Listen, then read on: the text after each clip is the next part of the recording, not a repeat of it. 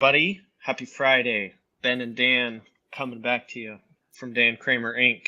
And today just wanted to talk real quick about tax rates. That's pretty common topic, but we currently are in some of the lowest tax rates that we've seen since the income tax really came around. And so there's a lot of questions out there on do I defer taxes for later? Do I pay taxes now? So Dan and I were talking about this a little bit earlier, and I said, oh well, why would you want to defer taxes if you can pay low taxes now, if taxes could possibly go up in the future? But the thing is, we don't know the future. And Dan said, well, if you have a strategy, sometimes it does make sense to defer taxes. So Dan, let's kind of unpack that a little bit.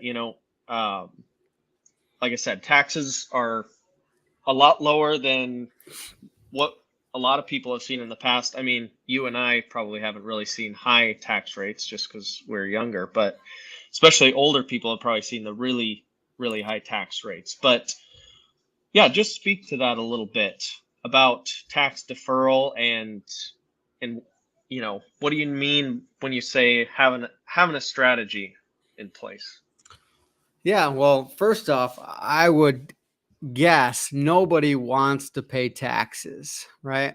I sure don't. I don't think, you sometimes I get people in here, well, I'm okay with paying my fair share, and I'm like, okay, cool. I mean, I get that, but in general, when you pay taxes, it goes to the government, and the government's pretty bad with money.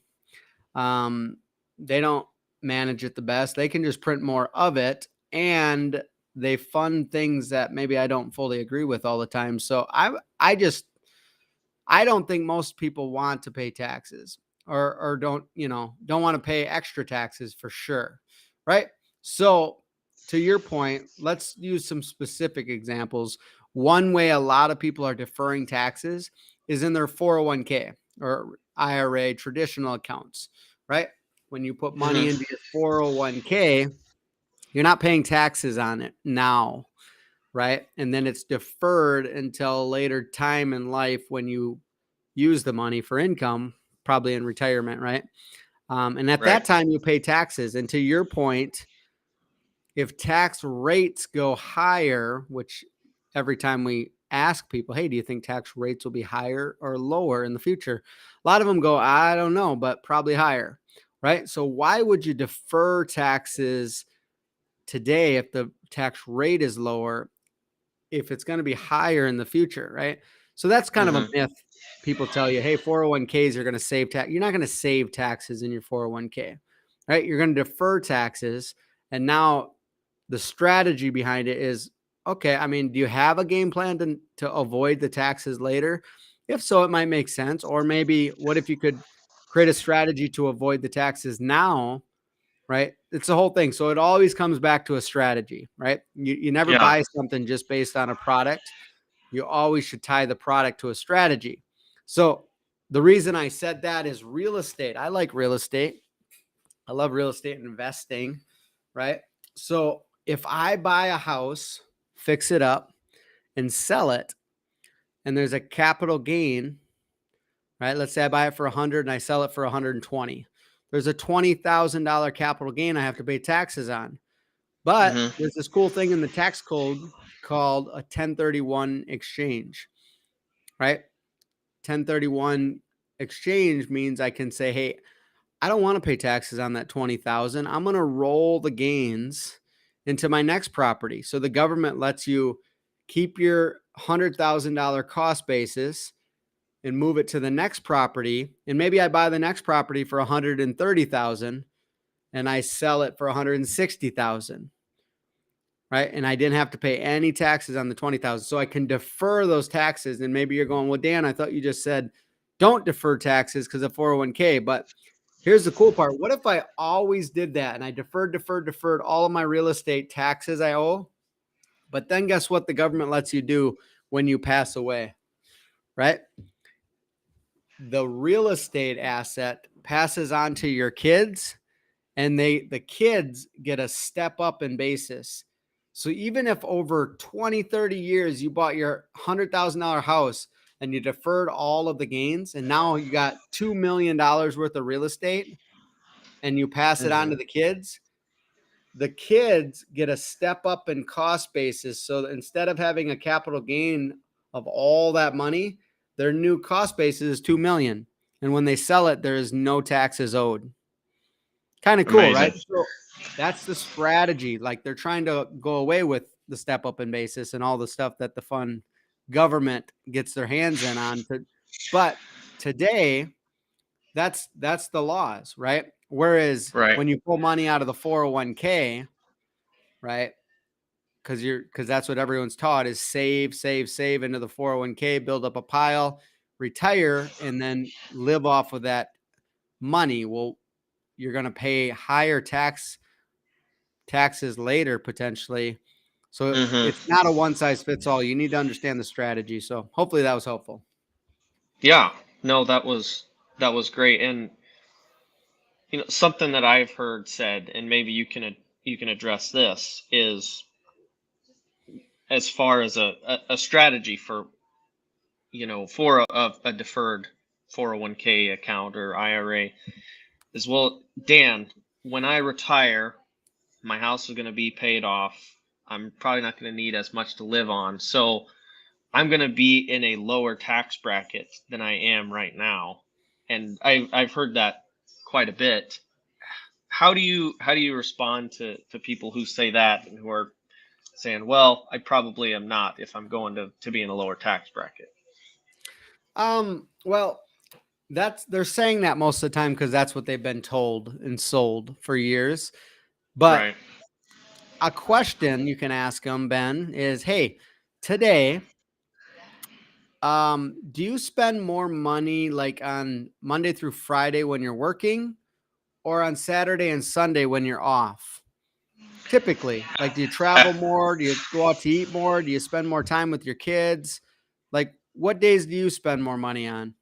Oh yeah, it's always on Saturday and Sunday.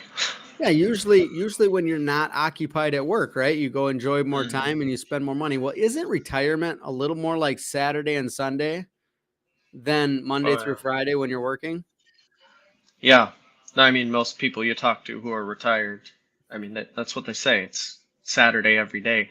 And they want to travel, they want to have more money. So they're sold the story that they're going to need less money, but in reality, I think they probably want as much or more money to spend and enjoy. So that's number one kind of myth buster is, and ask any retiree, like, does the cost of stuff go up over time or down? Especially with Well, the excessive printing of dollars right now. yeah, I mean, you just look at the last 2 years, and it's things cost quite a bit more than they did even just 2 years ago, Dude, what three do years ago. eggs cost right now? Holy smokes. $8 a Yeah. dozen I saw. Um, that's probably for the crappy eggs too. So stuff costs more due to inflation. So another argument I would say is like, how do they know how much stuff's going to cost into the future? Right? How do I know? Nobody really knows. So you want to be Hmm. positioned to have the maximum income you can. That's what we teach people. Um, and not so much like a 30-year projection. 20 years from now, we don't know what stuff's going to cost. And so how are you supposed to plan accordingly if you're planning for the minimum and the minimum needs that you might have, right? Yeah. No, and that's something that I really have a hard time with, is the whole financial needs analysis. You can't predict someone's needs 20, 30 years into the future. I mean, you can't even predict someone's needs 2 years into the future. I mean, just look at the amount of change we've had in the last 2 to 3 years. I Mhm. mean, no one would have expected really anything that has happened. So the financial needs analysis is based on a needs based approach, which is basically minimum. And I mean, if you're planning on retiring and living on the minimum amount of money you can retire on, like, you're probably not going to have a lot of fun and do a lot of the things that you have been looking forward to for a long time after putting in all those years of hard work and saving and all that stuff. So, to Dan's point, like, let's plan for the maximum instead of just planning for one 30-year time frame. Let's take each year 1 year at a time and create 31-year plans and just keep repositioning and using strategies to make that money work more efficiently and work to its maximum potential rather than a minimum need. Yeah, and kind of a question is, I mean, what do you want in retirement?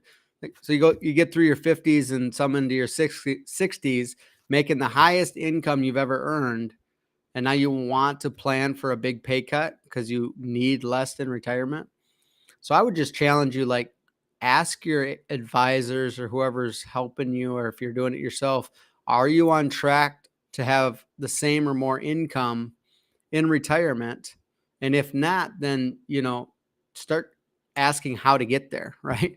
Challenge yourself. You don't want to gear up to enjoy the best days of your life in early retirement only to limit yourself because you don't have enough money, right? Right. And most people, unfortunately, the stats show most people don't retire with enough money and they have to work late into their life. It's kind of a broken system. I don't want to get too into it, but it's a very broken Yeah. system, and it's going to keep you working until you're not healthy enough to work, and then you got to live on very little money. So start asking questions now, challenge the status quo, and taxes are no different. I mean, tax rates are low right now, which just means if you're 30s, 40s, 50s, and they go up later, like, it's just going to be even harder to have more of the money that you earn from your job, right? Yeah. So No, absolutely. So, take advantage of the low tax rates and um yeah, plan on living on more later on, because with the amount of printing that's going on, with the amount of money that they've just been handing out left and right, I mean, they're I'm not sure exactly how they plan on footing the bill for a lot of these big spending packages they're doing. I mean, the only thing I can think of is raising taxes in the future to come up with that money. So, um, yeah, well, with that, I mean, we'll just go ahead and wrap it up. But wanted to bring that to people's attention. It's, um, just a challenging thought. Are tax rates going to go up or down? We don't know the answer to that, but most of the people we talk to think that they're probably going to go up in the future. So make sure you have a strategy, make sure you have a plan. And yeah, if you ever have any questions, yeah, reach out and we'll be happy to have a conversation with you. But Dan, you got anything else to add to that? no, let us know if we can help. All right, everybody, have a good weekend and we'll talk again soon.